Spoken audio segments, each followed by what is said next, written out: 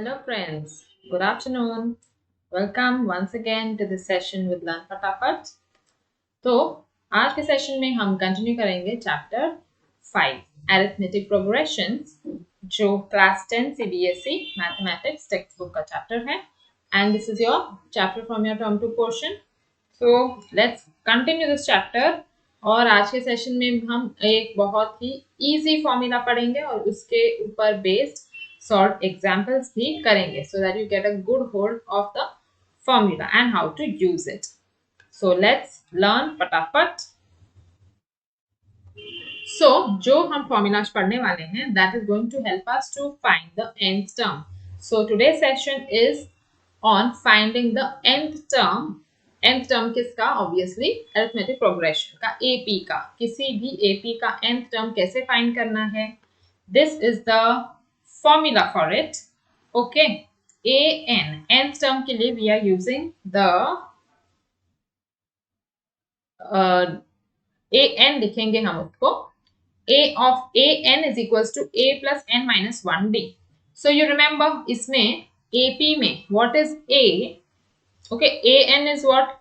A n I am using for the nth term of the AP and a क्या था? ए था हमारा AP का फर्स्ट टर्म, है ना. Then n क्या है? What is n? n is the number of terms and d is obviously the common difference. ठीक है, तो ये तो हो गई फॉर्मूला की बात, लेकिन इसका मतलब क्या है? So let's see. एक एग्जाम्पल मैं आपको पूछती हूँ. अगर हमारे पास एक AP है जैसे कि 1, 2, 3 and so on. ठीक है. If I ask you to find the 100th term of this AP, 100th term, ठीक है, can you tell me इस AP का 100th term क्या होगा? So ये जो मैंने AP लिखा है 1, 2, 3, you say देखो this is such an easy question. AP कितना easy है? 1, 2, 3. फर्स्ट टर्म इसका 1 है, सेकेंड टर्म 2, थर्ड टर्म 3 है, तो 100th term obviously 100 होगा. Such a silly question, isn't it? Yes, it is right. 100th term इसका 100 है. Okay. Now let's see another AP. If I give you this AP 5, 7, 9 and so on. Now in this AP if I ask you कि इसका 100th term क्या होगा? Can you tell me the answer? What will be the 100th term in this AP?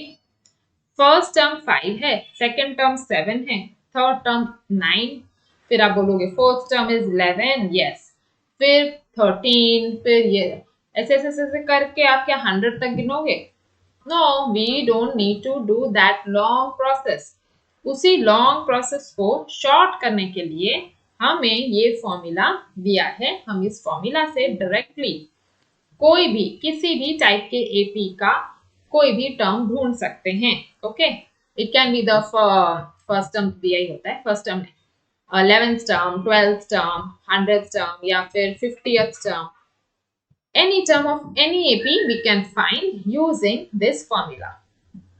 So if I am asking you 100th term, इसमें 100th term मतलब मैं A100 पूछ रही हूँ आपको. ठीक है, A100 मीन्स n की वैल्यू होगी इसमें 100, है ना. देखो A100 कंपेयर करो an से. So what do we understand here? n की वैल्यू 100 है. स्टूडेंट्स बहुत कंफ्यूज हो जाते हैं n की वैल्यू और an की वैल्यू में.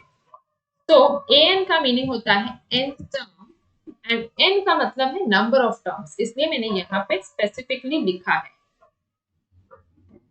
ठीक है, तो अब हम के एग्जांपल्स भी सॉल्व करेंगे तो यू विल अंडरस्टैंड अगेन के what is the difference in their meanings.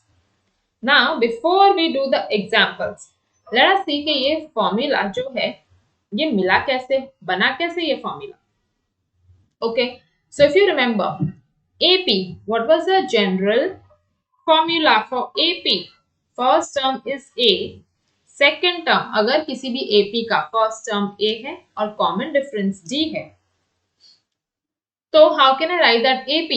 First term is A, second term will be what? A plus D. ये हमने ऑलरेडी पिछले सेशंस में देखा है। थर्ड टर्म क्या होगा, a plus 2d and so on, है ना। यानी कि अगर मुझे ढूंढना है इसका, देखो फर्स्ट टर्म यहाँ पे क्या मिला मुझे, a1 is a only. Second term क्या है, second term is a plus d। Third term is what, third term is a plus 2d और you know it is a2 plus d, तो वैसे भी आपको a plus 2d आ जाएगा। Similarly a4 fourth term कितना होगा, just follow the pattern and you'll get it. Fourth term will be a plus 3d. Correct? Like this, you can write fifth term, sixth term also. So, if I follow this pattern, so nth term if I want to write, तो इसी pattern के हिसाब से second term लिखना होता है, तो I write a plus d। a तो कांस्टेंट है सब में, ठीक है, a plus this is constant, so I am going to write an is equal to a plus what। अगर थर्ड टर्म फाइंड करना होता है तो this becomes 2d, fourth term के लिए इट बिकम्स 3d। तो d भी कॉमन है, सिर्फ इसका ये नंबर चेंज हो रहा है। देखो यहाँ पे नंबर था 1, नथिंग मीन्स 1, तो सेकेंड टर्म के लिए नंबर था 1, थर्ड टर्म के लिए नंबर बिकेम 2, देखो थर्ड टर्म के लिए बिकेम 2d, फोर्थ टर्म के लिए बिकेम 3d, फोर्थ टर्म के लिए नंबर है 3। सो what do you notice, relation क्या है इन दोनों नंबर्स में, ये जो d के साथ नंबर लगने वाला है ये इस नंबर से एक कम है, it's just 1 less, isn't it? If I do 2 minus 1, I'll get 1. If I do 3 minus 1, I'll get 2. So, if I have to write the nth term, I will have to write 1 less than n. Is it clear? Did you understand? So, इसलिए I am going to write a plus something into d. और वो something क्या होगा? वो होगा n minus 1. Okay, and this is our formula. You can see here, यही है formula to find the nth term. So, ऐसे ही derive हुआ है nth term का formula. फॉर्मूला हम लेकिन हम डायरेक्टली यूज कर लेंगे इसको न्यूमेरिकल्स में, और ये एक फॉर्मूला यूज करके हम बहुत ही अलग अलग टाइप की चीजें फाइंड करने वाले हैं। Okay, sometimes you may find number of terms, sometimes ये दिया होगा और कुछ और फाइंड करना होगा। देखो कैसे कैसे टाइप के क्वेश्चंस बन सकते हैं, थोड़े से एग्जांपल्स हम कर लेते हैं अभी। तो just to start with we'll do a very simple one, जो एग्जांपल 3 दिया है। What is given here? Find the 10th term. So, सबसे पहले read the question and then write के what we have to find, मतलब symbolic form में। Find the 10th term यानी हमें क्या find करना है, A10, करेक्ट। AP यहाँ पे दिया है 2, 7, 12 and so on। तो इस AP से, sorry, what is the information we know? First term we know is 2 और कॉमन डिफरेंस भी हमें मालूम पड़ जाएगा, 7 minus 2 कर लो या 12 minus 7 कर लो, we'll get common difference as 5। ठीक है, this is a direct type का प्रॉब्लम, पहले फर्स्ट एग्जांपल है इसलिए मैंने डायरेक्ट प्रॉब्लम लिया है। So write the formula first, A10 यानी nth टर्म का फॉर्मूला लिख लेते हैं, a plus n minus 1d, and now we'll make the substitutions। तो an की जगह लिख देंगे A10 क्योंकि मुझे फाइंड करना है 10th term, a is 2, n will be how much, see here n की जगह पर मैंने क्या लिखा है 10, तो मतलब n का वैल्यू है 10, ठीक है, and common difference I got as 5, that's it. अब ये सिंपल सी कैलकुलेशन कर लेंगे हम, तो we will get the answer for A10। So tell me what is the answer here, 2 plus 9 5 are 9 5 is 45. 45 plus 2, 47. So my 10th term will be 47. Okay, 10th term हो गया। देखो कभी भी आंसर फाइंड करने के बाद एक बार जस्ट चेक दिस एपी 2 7 12। तो हाँ, numbers are in increasing order, तो ठीक है, मेरा नंबर बड़ा ही होना चाहिए इससे। एंड इट इज कभी कभी एकदम आई मीन समटाइम्स माइनस के, स्पेशली माइनस के केसेस में रॉन्ग हो जाता है, कभी कभी ऑर्डर ही गलत आता है। तो ऐसे एक बार चेक कर लोगे तो थोड़ा सा you get a hint that your answer is correct और नॉट। ओके, ये हो गया डायरेक्ट टाइप का problem. Let's see another example. Yes, which term of the AP is given। Okay, AP क्या दिया है 21 18 15 dot dot dot. Which term is -81, first part of the question ये है। तो विच टर्म यानी कि हमें फाइंड करना है, -81 इज गिवन, लेकिन तो nth term is given as -81।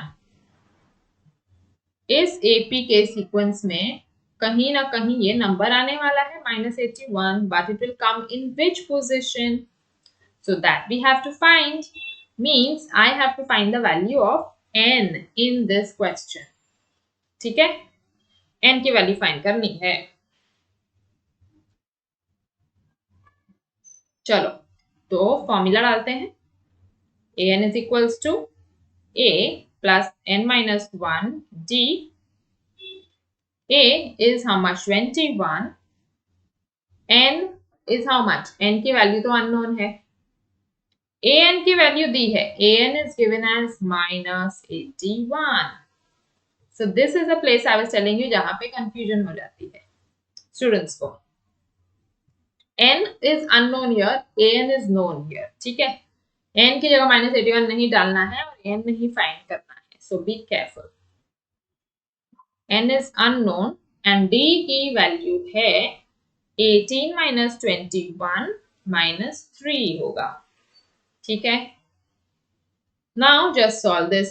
21 left में मैं ले रही हूं, -3 पहले open the brackets, -3n plus 3।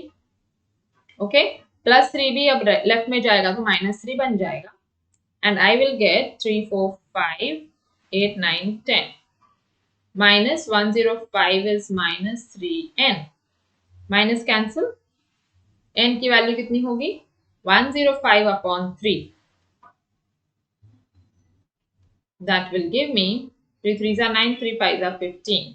Okay, n की वैल्यू है 35। Did you get it? Which means first part का question जो था which term of the AP, so my answer will be 35th term of the AP। 35th term of the AP will be -81। Clear? Okay, but sum is not over yet। There is second part to this जो बहुत ही important है। Okay, what is that? I'm going to do it here। So यहाँ पे हमें पूछा है is any term 0? तो if I continue writing this AP, you can see the numbers are in decreasing order। तो ऐसा कोई टर्म आएगा क्या जो 0 भी हो सकता है? That's the question। So how will we find that? तो for that I am going to take the nth term as 0। ठीक है, क्योंकि 0 can be any term पूछा है, nth term 0। Now let me write the formula। an is a plus n minus 1d। तो यहाँ पे अगर n की वैल्यू होल नंबर में आती है, ठीक है, actually natural number, then it will be possible. तो ये कोई टर्म हो सकता है 0, एंड अगर ये कोई फ्रैक्शन या डेसिमल आता है, I mean if this, then it will not be any term. So let's see, an की जगह पर डाल दो 0। First term we know is 21, n is unknown here and d is known, d है -3। So 21, open the brackets, minus 3 and plus 3.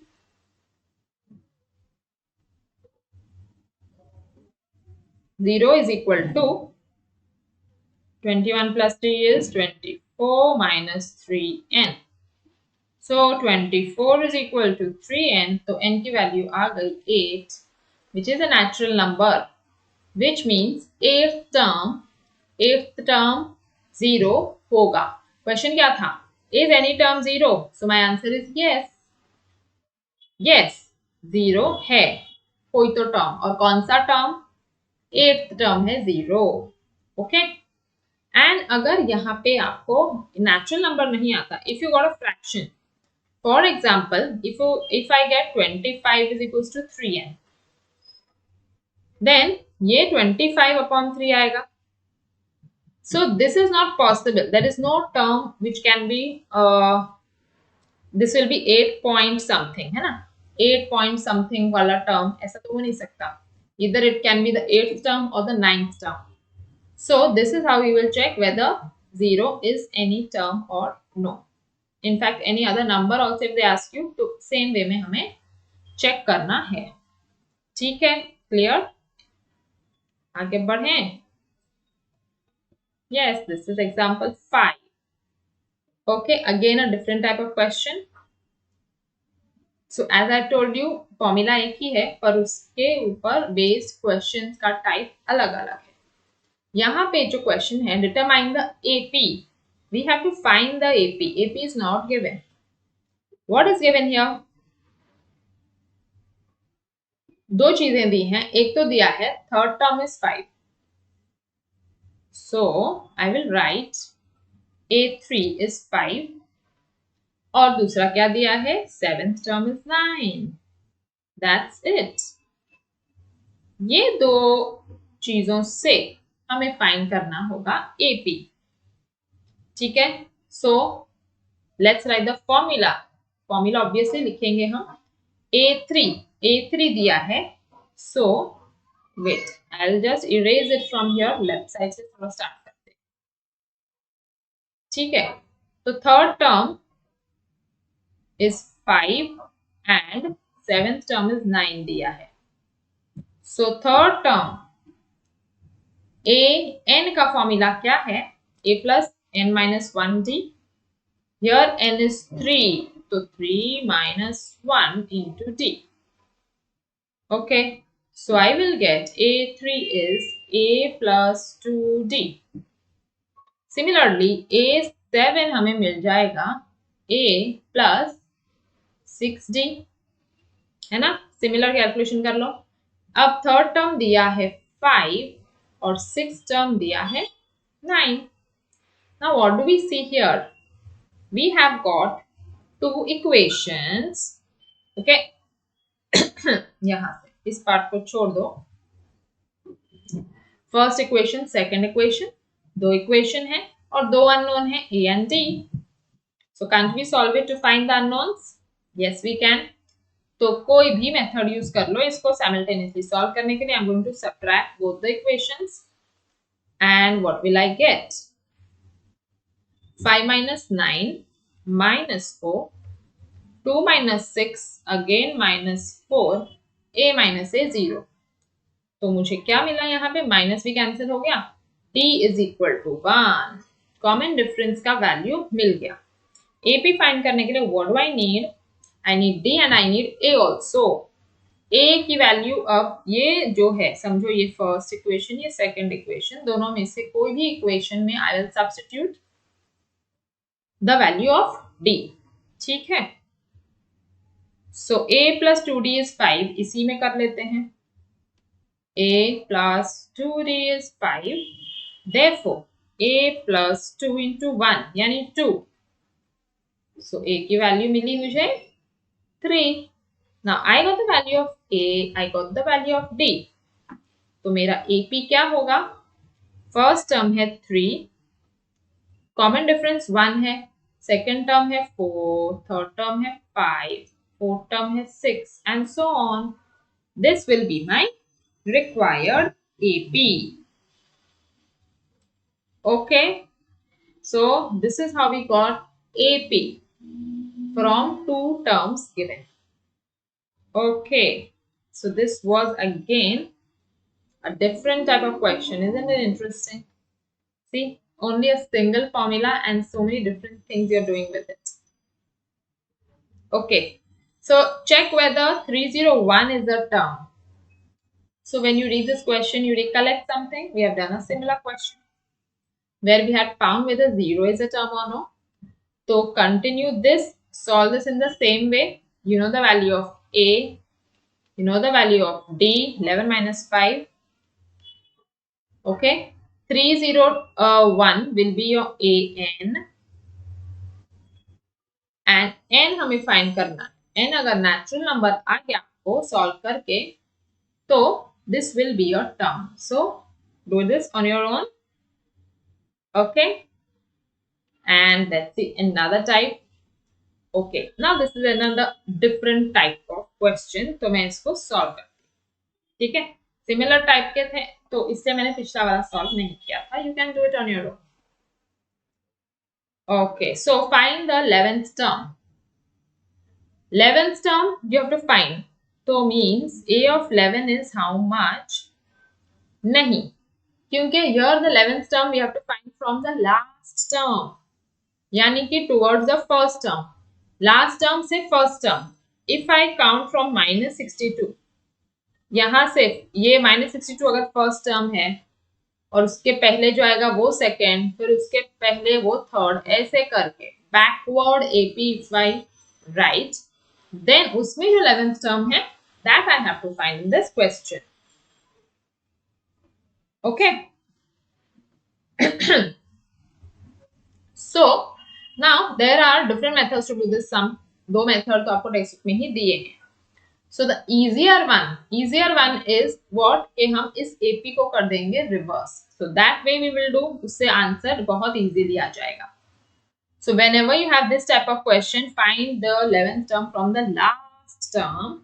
Then AP को कर दो reverse. So let us write the AP as, okay, let the AP be. तो last term को लिख दो first term. ठीक है, -62 dot dot dot, then 4, 7 and 10. So did you notice what we have done here? यहाँ पे इस पूरे AP को कर दिया reverse. अब reverse करने के बाद 11th term मुझे find करना है. अब ये 11th term exactly. तो last ये -62 अब first term बन गया and now I will write A11 is how much? Now this is correct. Okay. Now this you already know how to do. A की वैल्यू मिल जाएगी हमें यहाँ से. A is -62. D is how much? Common difference.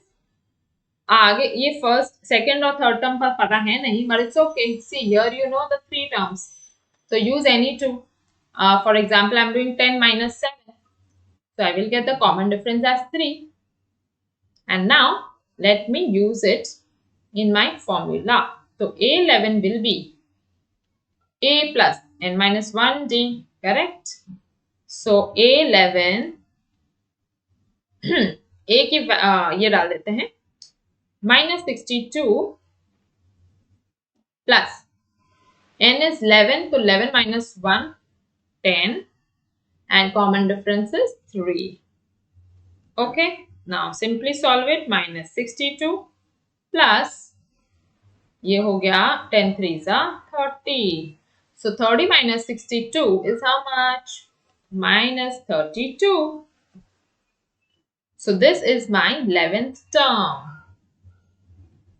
Okay, तो ये इसका 11th term है, यानी कि ये जो AP दिया था उल्टा, इसका 11th फ्रॉम द लास्ट भी यही होगा.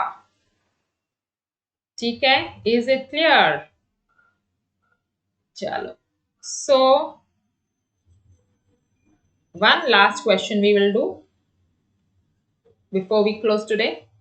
इन a flower bed there are 23 rose plants in the first row. Okay, flower bed है, बहुत सारे फ्लावर्स रखे हैं. 23 रोज प्लांट्स हैं फर्स्ट रो में. तो ऐसे रोज हैं 1 2 3. फर्स्ट रो में 23 प्लांट्स हैं, फिर सेकंड में कितने हैं 21 हैं, थर्ड रो में 19 है, and like this it goes on. So question है there are 5 rose plants in the last row. तो लास्ट रो में पहुंचते पहुंचते number of rose plants has become 5. So they have asked us to find how many rows are there in the flower bed. तो ये जो है रोज, ये first row, ये सेकंड, ये थर्ड, ये फोर्थ, ये फिफ्थ, ऐसे कितने रोज हैं फ्लावर बेड में. सो एपी में इसको अगर हम कन्वर्ट करें तो व्हाट विल बी राइट, ये तो हमारा एपी बन जाएगा. देखो 23, 21, 19 and dot dot dot, and the last term we know is 5.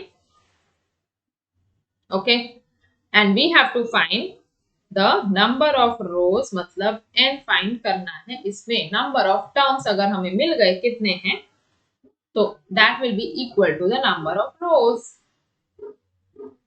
isn't it? So let's find the number of terms. So again हमारा same formula and substitution कर देते हैं. यहाँ पे an, I know my nth term is 5. ठीक है, 5 is equal to first term है 23, number of terms हमें पता नहीं है, common difference I know is 21 minus 23 यानी -2 मल्टीप्लाई है. हाँ ठीक है, now just solve it. 23 minus 2n minus minus plus, okay, 5 is equal to 23 plus 2, 25 minus 2n, 5 minus 25, ये हो गया -20 is minus 2n, cancel subtraction sign, minus sign cancel हो गया, n की वैल्यू कितनी मिली 20/2, that is 10. So number of terms 10 है, यानी कि इसमें फ्लावर बेड में रोज भी कितने हो गए, there are 10 rows in this flower bed. Okay, so these were the questions for today. So I hope after this session you have understood कि nth टर्म का फॉर्मूला क्या है और उस एक फॉर्मूला यूज करके हमने कितने अलग अलग टाइप के क्वेश्चन सॉल्व किए हैं. So more of these we will do in our next session, जिसमें हम कर लेंगे exercise 5.2 के sums. ठीक है, so thank you for watching and do like and share the video if you have found it useful, and I'll see you in the next session. Have a great day.